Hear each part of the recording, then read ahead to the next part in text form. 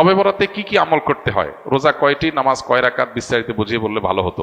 এটা এখনো পর্যন্ত এই মাসালা জানে না এমন মানুষ আছে কিনা দেশে খুব বেশি আমার জানা নাই।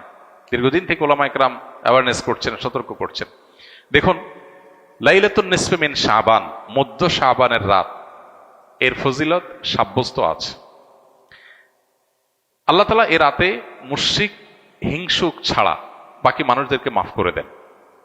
এবং এ রাতের ফজিলত সংশ্লিষ্ট আরো অনেকগুলো হাদিস আছে যেগুলো জয়ীফ সূত্রে বর্ণিত, কিন্তু এই একটা হাদিস গ্রহণযোগ্য সূত্রে বর্ণিত হওয়ার কারণে অন্য যেগুলো আছে সবগুলোর একসাথ করলে মোটা দাগে লাইলাতুন নিসফে মিন শাবান বা মধ্য শাবানের রাত, এটার নাম আমরা শবে বরাত দেই। আসল নামটা, হাদিস দেওয়ার নাম কোনটা? লাইলাতুন নিসফে মিন শাবান, মধ্য শাবানের রাত। শবে বরাত এটা আসল নাম না। যাই হোক, তো এই মধ্য শাবানের রাতের ফজিলত সাব্যস্ত হয়, কিন্তু এইটাকে আমরা যেইভাবে যারা পালন করি তারা যেভাবে ঘটা করে করি, যেমন সারা রাত জেগে ইবাদত করা আল্লাহর ক্ষমা লাভের জন্য বা মাগফিরাত লাভের জন্য, যাতে মাগফিরাত হয়, গুনাহের ক্ষমা হয়, সেটা আপনি চেষ্টা করছেন। এটা আপনার ব্যক্তিগত অ্যাপ্রোচ থেকে আপনি করলেন। এই রাতের রোজা, এই দিনের রোজা আপনি আইয়াম বীজের রোজার অংশ হিসেবে রাখলেন, শাবান মাসে বিশেষ রোজা রাখলেন, রাসূলুল্লাহ সাল্লাল্লাহু আলাইহি ওয়াসাল্লাম সেই হিসেবে রাখলেন, খুবই প্রশংসনীয়। কিন্তু আলাদা করে শবে বরাতকে কেন্দ্র করে এই দিনের রোজা রাখার বিশেষ কোন নির্দেশনা বিশুদ্ধ হাদিস দ্বারা সাব্যস্ত নয়।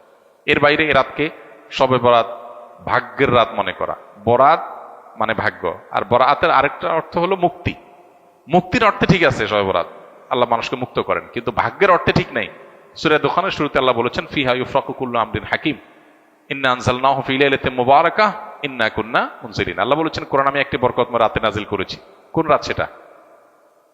ওই যে ইন্না আনজালনাহু ফি লাইলাতিল কদর। আরেক জায়গায় আল্লাহ বলেছেন, কোরআন এক আয়াতের ব্যাখ্যা করে আল্লাহ বলেছেন, ফিহা ইউফরাকু কুল্লু আমরিন হাকিম, যে রাতে কোরআন নাজিল হয়েছে সে রাতে গুরুত্বপূর্ণ সব বিষয় ধার্য করা হয়। তার মানে লাইলাতুল কদরই গুরুত্বপূর্ণ বিষয়গুলো ধার্য করা হয়। অতএব সব রাতে ভাগ্য নির্ধারণ করা হয়, এটি বিশুদ্ধ মত না।